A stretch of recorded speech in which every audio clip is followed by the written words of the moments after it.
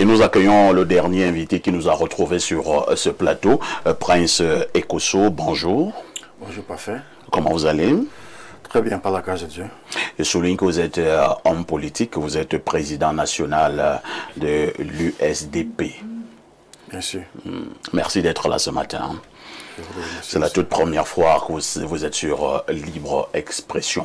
Et nous commençons par le premier sujet qui a trait à la dernière sortie du professeur Maurice Kamto du côté de Paris. Et nous avons pour angle ce matin la réaction d'une bonne opinion africaine et surtout c'est des réactions qui continuent à faire couler beaucoup d'encre et de salive, que ce soit au niveau des réseaux sociaux ou alors au niveau des médias classiques. Il s'agit de la sortie de ce jeune Sénégalais qui a estimé que le professeur Maurice Kamto a manqué de respect au Sénégal en faisant allusion à cette bataille. Il a également estimé que la démocratie du côté du Sénégal a été gagnée sous le sceau de l'apaisement. Elle n'a jamais été sanglante. Je commence par Saint-Éloi Bidon. Saint-Éloi Bidon, ici sur place au pays, il y a également certaines plaintes, notamment une qui a été déposée au niveau du commissaire du gouvernement, des gens qui pensent que le professeur Kamto est passé par un appel à l'insurrection. Votre réaction? C'est parfait. Je crois que la marche de Paris du professeur Maurice Kamto, le meeting de Paris, est une démarche insurrectionnelle. Insurrectionnelle parce que qui se rapproche de ce que j'avais développé par le passé, la notion de coup d'état scientifique. En quoi consiste le coup d'état scientifique? C'est des constructions intellectuelles et d'intelligence qui sont menées avec des méthodes très modernes qui visent à mettre en déroute un pouvoir établi.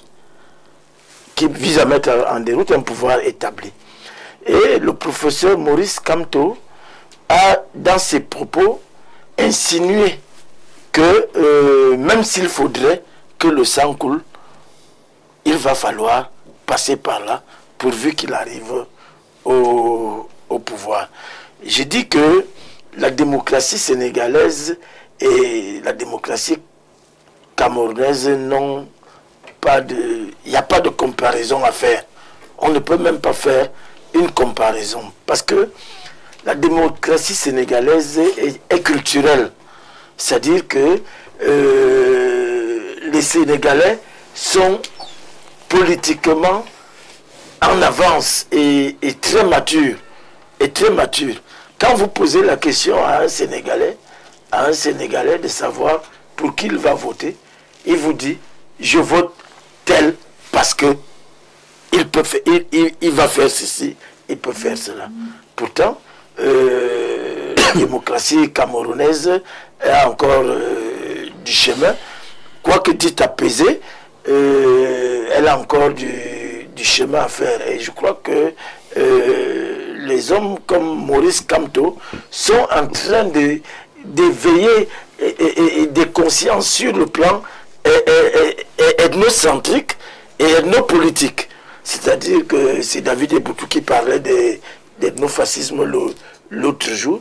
C'est-à-dire que on se déplace, on invite la communauté, on pense que la masse critique est atteinte pour pouvoir dire que je suis votre candidat, à nous le tour, donc à vous de jouer. Voilà un peu la logique dans laquelle le professeur Maurice Kamto voudrait orienter la démocratie camerounaise, vue sous ce prisme-là. David Eboutou, le fait pour Maurice Kamto d'évoquer les 50 morts que l'on a enregistrés du côté du Sénégal par rapport à la dernière présidentielle de ce côté, est-ce que c'était une manière pour le professeur Maurice Kamto de demander également aux populations camerounaises de descendre dans les rues, quitte à ce qu'il y ait des morts, mais pourvu que le pouvoir en place soit renversé? C'est de la nécropolitique. Et pour nous autres qui assumons un positionnement essentiellement panafricaniste, nous nous opposons à la nécropolitique. Maurice Kamto, lors de ce meeting de Paris, a laissé entrevoir clairement qu'il est opposé à l'idéal démocratique tel que construit, tel que imaginé, tel que postulé par bon nombre de pères fondateurs de la démocratie en Afrique et même des militants engagés qui ont perdu leur vie pour cet idéal-là. D'abord au niveau de la symbolique, parce que dans une tribune que j'ai commise il y a quelques jours, je ne comprenais pas qu'on continue de célébrer un meeting qui se tient à 6000 lieues de notre pays et que l'on prenne cela pour modèle. Parce que dans notre positionnement qui est le nôtre, il nous semble que Paris aujourd'hui entretient un différend d'un point de vue historique avec notre mémoire collective. Et donc nous n'avons pas encore vidé ce différend. Et le fait qu'on vienne à célébrer un meeting en plein cœur de Paris, en remerciant les autorités françaises, pour nous, ça nous pose un problème. Et l'on voit là comme une espèce de retour de la France-Afrique au sens de François-Xavier Verschaff, qui l'a mieux théorisé, et qui consacre le candidat Maurice Kamto, le président national du MRC, comme en réalité un candidat des lobbies, comme un nombre des réseaux qui entend en réalité fonctionner sous le sillage de la France-Afrique. Quand je l'ai dit, j'en viens donc à votre question. Oui, j'insiste sur le terme de nécropolitique, pour la simple raison que, et j'ai insisté là-dessus dans ma tribune, Maurice Kamto aujourd'hui se distingue comme un leader, quitte lorsque vous le soutenez, à un moment qu'il y a des divergences, vous vous retrouvez soit en prison, soit à la morgue. Comment ça? Regardez tous ceux qui ont apporté un soutien conséquent au professeur Maurice Kamto. Où sont les Bibou Nissak, les professeurs Fogoué, tous ces grands soutiens qui ont donné du poids à sa posture sur la scène socio-politique et même socio-médiatique? Je crois qu'ils sont quelque part là où vous savez. C'est la prison. Où sont des gens comme Paul Rikingue, Penda Ekoka et les autres? Mais je reviens. C'est pas le professeur Kamto. Non, c'est ce que je veux dire, n'est-ce pas? Attendez un peu, c'est pas le professeur Kamto qui met ses militants en prison, ce n'est non plus le professeur Kamto qui tue certains et qui l'ont soutenu. Vous comprendrez le lien. Vous savez, je reviens des Bolova. Oui. Et à l'heure où je vous parle, le patron régional du MRC pour la région du Sud est à la morgue. Il est décédé samedi matin. Et je n'ai pas encore vu un communiqué circuler. Lorsque le professeur Maurice Kamto, devant des militants surexcités, des sympathisants surexcités en plein Paris, convoque l'exemple sénégalais en mettant en avant les 50 morts du Sénégal qui se sont sacrifiés pour voir émerger la candidature de M. Diomaye Faye qui sera finalement élu président de la République. Si ce n'est pas de la nécropolitique, c'est quoi? Parce que il me semble que il y a, quand on parle de la démocratie sénégalaise, des vertus à célébrer de ce côté-là. La démocratie sénégalaise, je la maîtrise un peu pour avoir été double lauréat, non seulement du Codestria, mais également de Global Africa à Saint-Louis, à côté de la Mauritanie, où j'y ai passé l'essentiel de mon temps. Et donc, la démocratie sénégalaise, c'est davantage l'engagement citoyen. Un engagement citoyen au plan démocratique qui se construit en dehors des espaces militants. C'est-à-dire que la jeunesse qui en arrive à conduire un homme, à choisir un homme de la plèbe parfois, pour le positionner à la tête de la magistrature suprême, sont des cadres structurels militants que l'on connaît dans des partis politiques. Là-bas, l'engagement citoyen s'exprime davantage dans des associations, n'est-ce pas? Dans des réseaux, des circuits qui sont connus par des jeunes et qui se passent le mot. C'est cet engagement citoyen qui fait que la mobilisation que vous voyez souvent la jeunesse manifester au Sénégal, lors des joutes électoralistes, c'est celle-là qui amène souvent des leaders sortis parfois de nulle part à se retrouver à la tête de ce pays-là. Donc, ça n'a rien à voir. Et moi, je me serais attendu que M. Maurice Kamto exalte cet engagement citoyen qui n'est pas véritablement en marche chez nous. C'est-à-dire que chez nous, penser que la politique s'est faite uniquement dans des espaces militants, des partis politiques, et penser que c'est à partir des militants qu'on peut obtenir un suffrage conséquent pour diriger un pays comme le Cameroun est faux. Parce que la plupart de ceux qui votent sont parfois des voix silencieuses. Donc, qui n'ont jamais pris une carte de parti politique. Moi, en l'occurrence, je n'ai jamais pris une carte de parti politique depuis ma naissance. Mais je sais que je fais partie de la majorité silencieuse capable d'influencer le vote si effectivement les choses se passaient normalement. On peut revenir sur les derniers chiffres de l'élection de 2018 où vous verrez que, et c'est d'ailleurs le débat en cours, sur à peu près 7 millions d'inscrits, il y a eu 3,5 millions qui ne sont pas allés aux élections, qui ne sont pas allés voter, effectivement parce que nourris à la source d'un discours qui leur disait le RDPC a déjà tout bloqué, verrouillé, et donc ça ne sert à rien. Si effectivement le discours de nos leaders politiques allait dans le sens d'amener cette majorité silencieuse à aller assumer leur devoir citoyen le jour J, forcément, on aurait pu espérer quelque chose d'autre. Donc, il y a donc ce qui est intéressant quand on parle de démocratie sénégalaise, c'est la culture de l'engagement citoyen. Et moi, je n'ai pas suivi ça chez M. Maurice Kamto. Il a plutôt exalté 50 morts. Voilà pourquoi je parle de nécropolitique. Et à côté, quand on parle de M. Diomaye ou de Sonko aujourd'hui, on pourrait s'inspirer de M. Sonko. Qu'est-ce que Sonko a fait? Ayant vu qu'il y avait une pression, un étau politico-judiciaire qui l'empêchait désormais d'être candidat à la présidentielle. Il a fait la passe à Diomaye. Il a fait la passe à Diomaye. Je vous rappelle que Diomaye n'était même pas parmi les trois membres du cercle rapproché de M. Sonko. Diomaye venait au moins en 5e position. Vous voulez faire comprendre que Sonko a fait montre d'une très grande élévation d'esprit. Absolument, absolument. Et donc, en le disant, fort des débats qui sont en cours aujourd'hui, M. Kamto sera candidat ou ne sera-t-il pas, pourquoi n'aurait-il pas, lui, M. Kamto, qui nous invite, nous, à suivre la voie du Sénégal, pourquoi lui-même ne pourrait pas imiter un Sénégalais du nom de M. Sonko en s'effaçant et en postulant pour quelqu'un comme, je ne sais pas, Mamadou Mota, ou quelqu'un que j'aime particulièrement dans le MRC, qui est très modéré, M. Sim, Maître Sim. Pourquoi pas?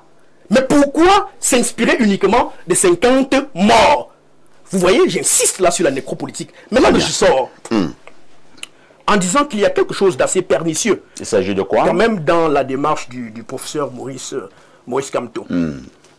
Il me semble que le fait de créer par un coup un débat qui revient autour de sa personne nous prédispose finalement. Vous savez, en journalisme, vous parlez souvent de performativité du discours. C'est-à-dire qu'en fait, on crée volontairement un débat qui doit revenir, qui doit s'installer dans la mémoire collective, de manière à préparer les esprits à quelque chose dont nous n'arrivons pas encore à saisir. J'ai bien peur que le fait qu'on crée des débats qui n'ont pas lieu d'être, en ce moment, nous conduisent petit à petit, mais progressivement, vers quelque chose qui pourrait être très dangereux pour la suite des événements politiques dans notre pays. Merci David Eboutou. Professeur Mathias Eric Ouanangini, c'est justement la une d'un journal paru à Yaoundé cette semaine. On a mis la photo du professeur Maurice Kamto, le journal en question revenant sur ce meeting de Paris. Le journal a dit « cet homme est dangereux ». C'est pas également quand même excessif? Oh, c'est une manière de voir, qu'elle soit excessive ou pas, ça renvoie aux perceptions que certains peuvent avoir de cet acteur politique. En réalité, la démarche du professeur Kamto est une démarche essentiellement égocentrique.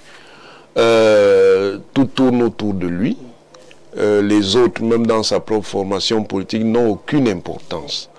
Un leader politique sérieux, un leader d'opposition sérieux, quelles que soient les difficultés qu'il peut rencontrer dans la compétition avec le parti au pouvoir, ne choisit pas la logique du boycott dans le contexte camerounais en sachant quelles sont les règles du code électoral pour ce qui concerne l'élection présidentielle.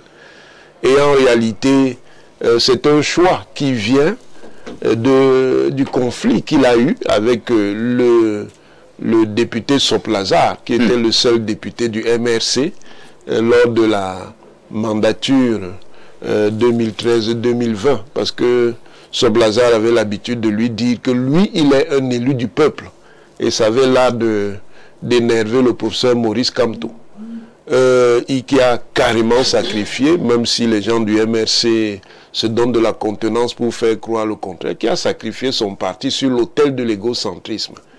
Et pour revenir à ce fameux meeting, vous voyez bien que c'est celui d'un homme inquiet qui en fait veut exciter les Camerounais parce qu'il pense dans sa tête que c'est sa dernière occasion d'être président de la République. Il est obsédé par cela.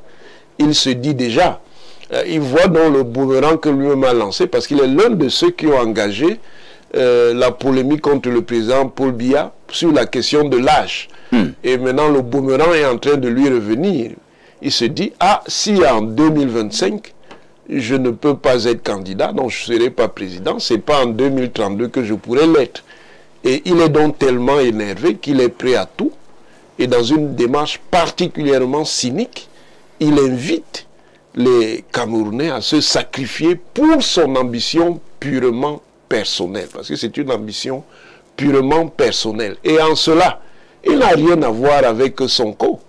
Sonko, face à ses difficultés politico-judiciaires, a eu le courage et la hauteur de dire, bon, c'est trop compliqué pour moi, je mets Diomaye Faye devant et on continue la lutte. C'est strictement impossible. Maurice Kamto, pourquoi vous dites que c'est strictement impossible? C'est strictement impossible. Quand vous voyez le personnage, vous voyez bien qu'il est essentiellement arrivé sur lui-même. Et ce meeting a montré d'ailleurs ses limites en tant qu'homme politique. C'est d'abord un très mauvais tribun.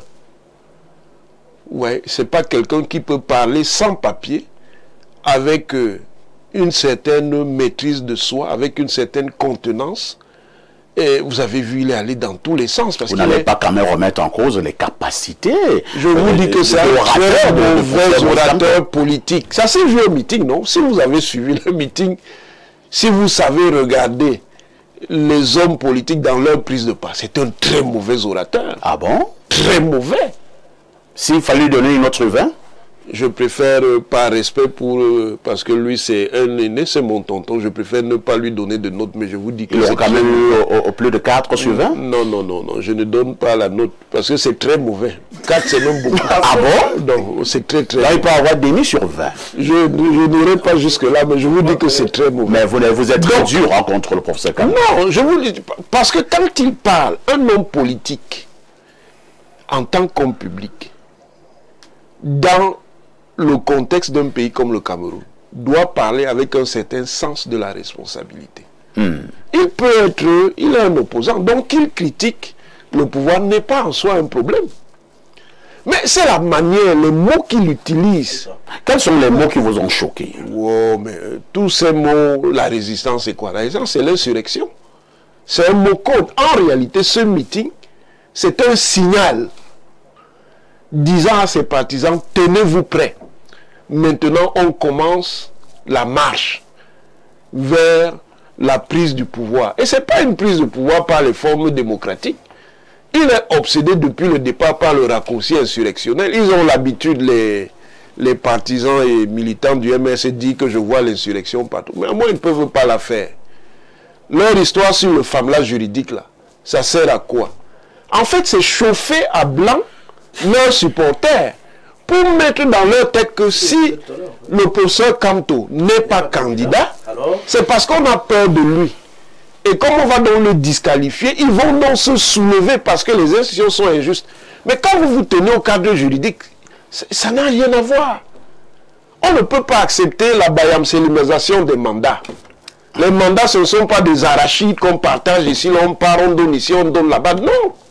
Le mandat représentatif a un sens. Le mandat représentatif est, je le répète, intangible, inaliénable, intransférable, intransmissible. Parce que sinon la conséquence c'est quoi? La conséquence c'est que la démocratie représentative n'existe plus. Vous restez chez vous, les autres font élire leurs candidats, vous venez après, vous les débauchez et puis vous dites que vous avez des élus. Est-ce que ça a un sens? D'abord sur le plan juridique puis sur le plan moral. Ça n'a pas de sens. Mais vous voyez des gens vous défendre quelque chose comme ça, c'est tout à fait scandaleux. C'est un gros scandale ce qu'ils sont en train de faire. Et ils savent ce qu'ils font. Parce que c'est fait pour chauffer à blanc les supporters, les préparer à l'insurrection. Vous insistez? J'insiste. Parce que voilà la différence qu'il y a donc entre le politologue et le constitutionnaliste. Parce que le politologue est toujours polyvalent. Après avoir utilisé les instruments du droit constitutionnel, il passe à l'analyse politique, il passe à l'analyse stratégique, et il se demande pourquoi Des gens savent bien, bel et bien que sur le plan juridique, ce qu'ils proposent comme solution n'est pas praticable, ils continuent à insister. C'est parce qu'ils veulent créer des preuves de force. Donc ils chargent les gens, et ça fonctionne. Hein. Ceux qui croient là, qui disent naïvement, oh, vraiment, le débat là est inutile, vraiment ça sert à rien. Non! Ce débat tel qu'ils le mènent, ils sont en train de fanatiser leurs partisans. Et ne soyez pas étonnés que dans quelques mois, vous voyez ces partisans se déployer de manière extrêmement violente. Parce qu'on leur a donné des mots d'ordre. Des gens qui n'ont aucune compréhension du droit, maintenant c'est mandat impératif. Mandat impératif. Ils sont comme les robots, mandat impératif. Ils ne savent même pas ce que mandat impératif veut dire. Mais on a dit mandat impératif, mandat impératif, mandat impératif, mandat impératif. Donc, on formate l'esprit des gens et on les prépare. Et puis ensuite, c'est quoi cette histoire où, parce que quelqu'un n'est pas d'accord avec la perspective politique du MRC, il ne vaut plus rien. Qui en matière de droit constitutionnel, puisque moi je suis juriste de quartier, mais je vais leur répondre. Je vais leur répondre.